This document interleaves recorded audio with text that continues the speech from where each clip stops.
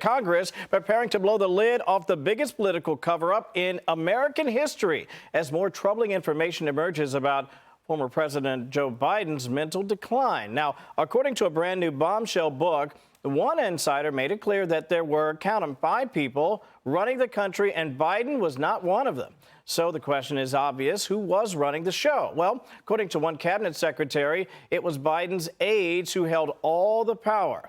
Now that book's co-author is actually calling out the undemocratic Biden White House.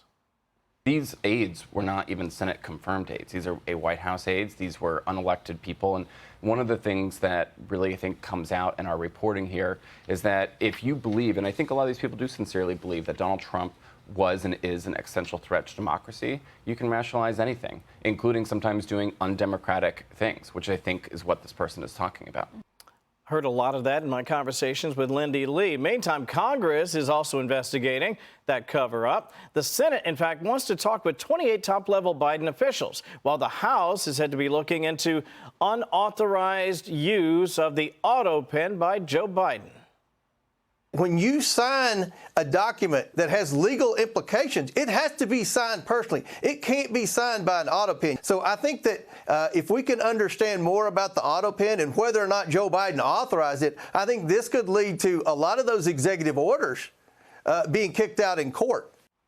James Comer speaking there with Jesse Waters. Meantime, House Republicans are also demanding to hear from Biden's doctor and 4 other White House officials in an effort to uncover the truth. So joining us now is the Judiciary Committee Chair and Ohio Congressman, the great Jim Jordan. Congressman, listen, this is a simple question for you. What, if anything, can we expect to happen in the wake of these House investigations into the Biden cover-up and the auto pen use? Well, I don't know if there's an easy answer. I mean, we'll see. I think Chairman Comer will probably lead this investigation. We can look at the folks who were supposedly making the decision. One thing we know for sure, it wasn't Joe Biden. So we can talk to these folks. My guess is they'll try to assert some privilege if, in fact, we ever bring them in. But I think it's right that in your lead there, you talked about it's supposed to be people who put their name on the ballot, who are elected by we the people who make the decision. It's not supposed to be other folks who aren't elected or, in this case, aren't even confirmed by the United States Senate. So we'll dig into this. But I think the real culprit, of course, is the media. And you mentioned that. But, I mean, Jake Tapper made money telling us everything was fine. Now he's making more money writing a book telling us, no, it wasn't fine.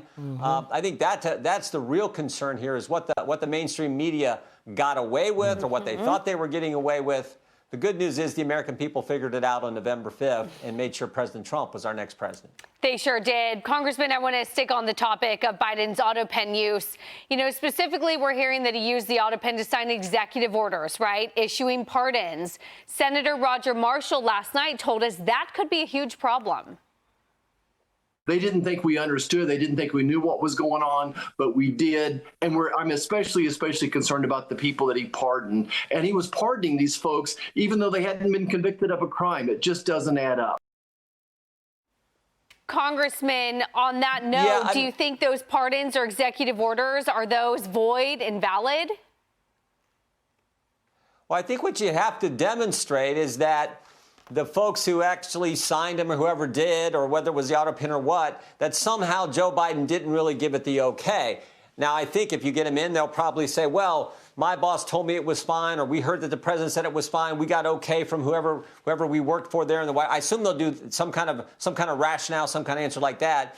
But again, you got to work through this all. Well, if we bring these folks in, you have to ask them. You may have to even subpoena. And then at some point when they come in, will they assert some kind of privilege, executive privilege? That's all part of it. We'll just have to see. But as I said, I think the Oversight Committee under Chairman Comer on the House side will probably lead this investigation. Hey, Sean Hannity here. Hey, click here to subscribe to Fox News YouTube page and catch our hottest interviews and most compelling analysis. You will not get it anywhere else.